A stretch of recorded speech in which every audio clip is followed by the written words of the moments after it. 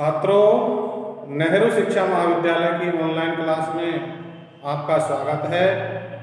आज का हमारा टॉपिक है श्रवण कौशल। आज का हमारा टॉपिक है श्रवण कौशल।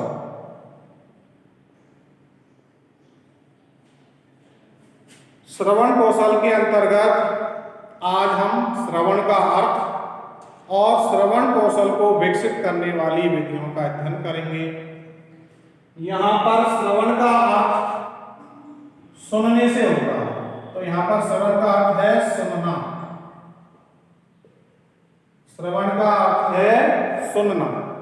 श्रवण का अर्थ सुनना है और सुनने का संबंध हमारे कान से होता है, क्योंकि जो मानव शरीर का अंग श्रवणेंद्रियां हैं, उनके द्वारा हम शब्दों को सुनते हैं, भाषा को सुनते हैं, ध्वनि संकेतों को सुनते हैं। और श्रवण कौशल है वह अन्य कौशलों का आधार माना गया है, यानी श्रवण कौशल के पश्चात ही अन्य कौशलों का विकास होता है।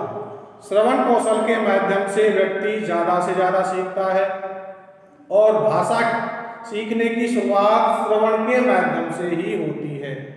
जिस प्रकार एक छोटा बालक अपने वातावरण में, अपने पर्यावरण में जन्म लेता है और वह अपने वातावरण में जिस प्रकार की भाषा बोली जाती है उसे वह कानों के माध्यम से सुनता है, अनुकरण करता है और उसी ही प्रकार की भाषा बोलना सीख जाता है। इसलिए सबसे ज़्यादा सीखने की प्रक्रिया में श्रवण का बहुत ही महत्व होता है।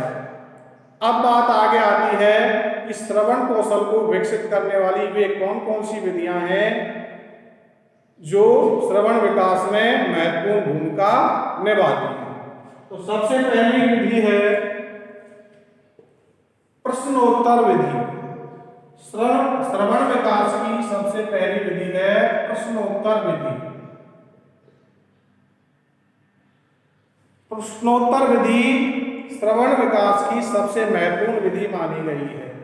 इस विधि के अंतर्गत क्या है, कक्ष में अध्यापक बालकों को सुनने के प्रति सचेत करने के लिए इसका प्रयोग करता है।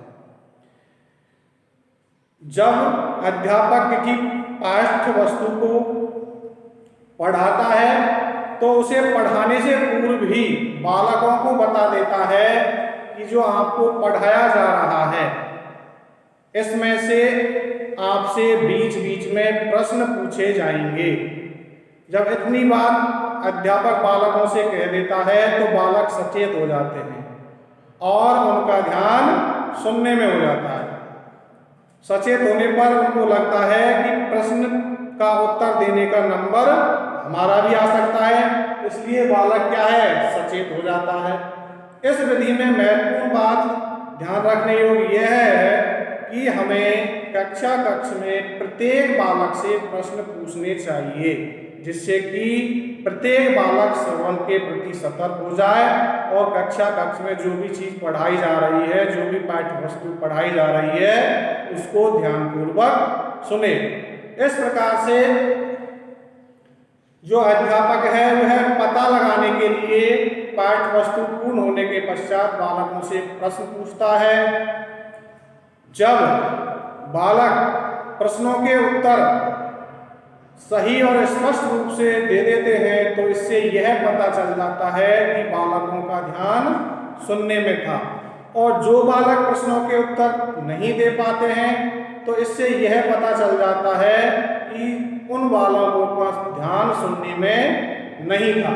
तो इस प्रकार से प्रश्नोत्तर विधि के माध्यम से बालकों को सचेत कर श्रवण के प्रति जागरूक कर सकते हैं और उनके श्रवण शक्ति को विकसित कर सकते हैं। अब आती है दूसरी विधि, सहस्वर वाचन विधि। दूसरी विधि आती है सहस्वर वाचन। सहस्वर वाचन विधि के माध्यम से भी हम बालक के श्रवण कौशल का विकास आसानी से कर सकते हैं। इस विधि का प्रयोग करते समय जो अध्यापक होता है वो किसी अनुच्छेद का उचित लय और गति के साथ वाचन करता है और बालक उसको ध्यानपूर्वक सुनते हैं। इसी प्रकार जब अनुच्छेद का वाचन हो जाता है उसके पश्चात अध्यापक उसी अनुच्छेद का अनुकरण वाचन बालकों द्वारा करवाता है और जो बालक अनुच्छेद का जो आदर्श वाचन था उसको ध्यानपूर्वक सुनते हैं वो आसानी से अनुकरण वाचन कर देते हैं और जो बालक ध्यानपूर्वक अनुच्छेद का आदर्श वाचन नहीं सुना है उन्हें सहस्वर वाचन करने में तथा अनुकरण वाचन करने में समस्याएं आती है। तो इस प्रकार से हम सहस्वर वाचन के माध्यम से बालक की मौखिक अभिव्यक्ति का विकास श्रवण शक्ति का विकास आसानी से कर सकते हैं। यह विधि क्या है? सहस्वर वाचन विधि श्रवण शक्ति के साथ साथ मौखिक अभिव्यक्ति विकास में भी प्रयोग ली जा सकती है। अब अगली विधि आती है भाषण विधि। नंबर 3 पर है भाषण विधि। भाषण विधि के माध्यम से भी हम बालकों की श्रवण शक्ति का विकास कर सकते हैं, श्रवण कौशल का भी विकास कर सकते हैं।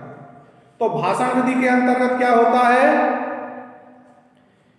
कि जब भाषण का जो वक्ता होता है वह श्रोताओं से पहले ही निर्देश दे देता है कि जो भाषण है इससे संबंधित बीच बीच में प्रश्न पूछे जाएंगे और भाषण होने के उपरांत भी इसमें से प्रश्न पूछे जा सकते हैं, जिससे क्या है श्रोता सचेत हो जाता है और जो भाषण है उसको ध्यानपूर्वक सुनता है।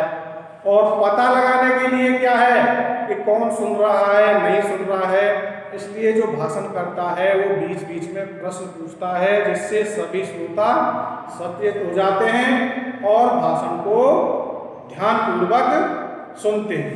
इस प्रकार से बार बार सचेत कर भाषण के माध्यम से श्रोताओं की श्रवण शक्ति को प्रभावी ढंग से हम विकसित कर सकते हैं। अगली आती है वाद विवाद विधि। चौथी विधि है वाद विवाद विधि। देखिए वाद विवाद विधि में क्या होता है, दो पक्ष होते हैं और दोनों पक्षों के मध्य किसी एक पूर्व निर्धारित बिंदु पर चर्चा कराई जाती है और चर्चा के माध्यम से एक पक्ष दूसरे पक्ष के लिए तर्क प्रस्तुत करता है।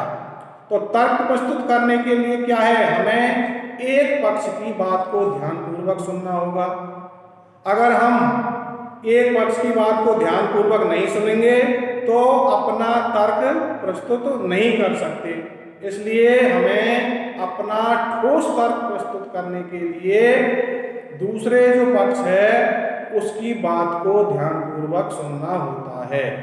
इसलिए वाद विवाद विधि के माध्यम से भी हम बालक की श्रवण शक्ति को आसानी से बढ़ा सकते हैं।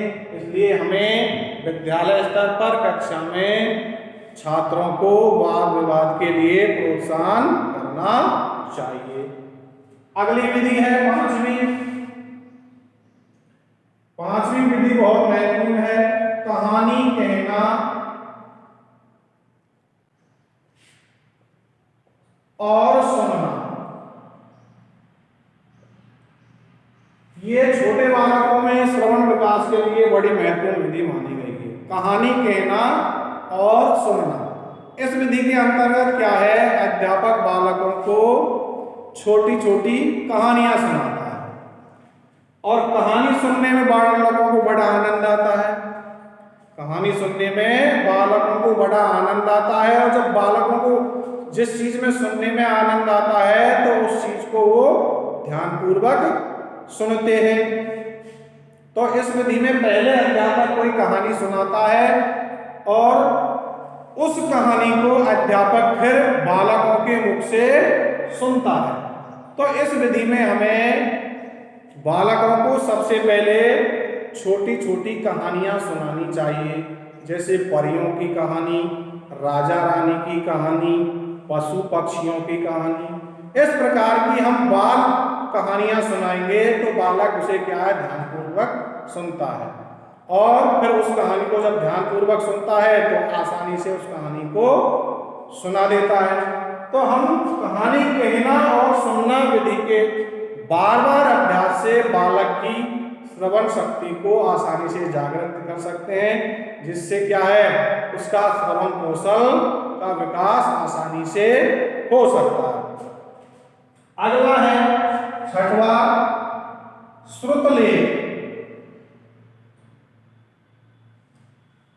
श्रुतलेख छठवीं है श्रुतलेख। श्रुतलेख का अर्थ क्या है? श्रुत यानी सुनना, लेख यानी लिखना। यानी जब हम किसी चीज को सुनकर लिखते हैं, किसी विषय वस्तु को सुनकर लिखते हैं, तो वो क्या है, श्रुतलेख के अंतर्गत आएगा। इस विधि के अंतर्गत क्या है, अध्यापक किसी अनुच्छेद का जोर जोर से वाचन करता है, यानी बोलता है, और जो छात्र होते हैं, जो बालक होते हैं, वो कानों के द्वारा सुनकर उसे लिखते जाते हैं, तथा जो बालक ध्यानपूर्वक सुनते हैं वो बालक आसानी से क्या है, पूर्ण रूप से शुद्ध और स्पष्ट लिख लेते हैं, तथा जो बालक ध्यानपूर्वक सुनते नहीं है, उनको सुनने में समस्या है, तो वो बालक क्या है, सही नहीं लिख पाते हैं, अशुद्ध लिख पाते हैं, और बीच बीच में शब्द छूट जाते हैं। इसलिए हमें जो श्रुतलेख है, यानी अध्यापक को श्रुतलेख विधि का उपयोग करते समय एक तो उचित लय और गति का ध्यान रखना है, जिससे बालक बिल्कुल शुद्ध सुने और आसानी से लिख सके। तो श्रुतलेख के माध्यम से भी हम श्रवण कौशल का विकास कर सकते हैं, क्योंकि इसमें क्या है, अध्यापक बोलता जाता है और बालक क्या है, कानों के द्वारा सुनकर लिखते जाते हैं। जो बालक ध्यानपूर्वक सुनते हैं वो आसानी से शुद्ध और स्पष्ट लिख लेते हैं, और जो बालक ध्यानपूर्वक सुनने में सक्षम नहीं है, या परेशानी है, या उनका ध्यान नहीं है, वो ध्यानपूर्वक नहीं सुन पाते हैं। तो ये हो गई श्रवण कौशल को विकसित करने वाली विधियां। इन विधियों के माध्यम से हम बालक के श्रवण कौशल को आसानी से विकसित कर सकते हैं। आज की क्लास में हमारा यही टॉपिक है। थैंक यू, धन्यवाद।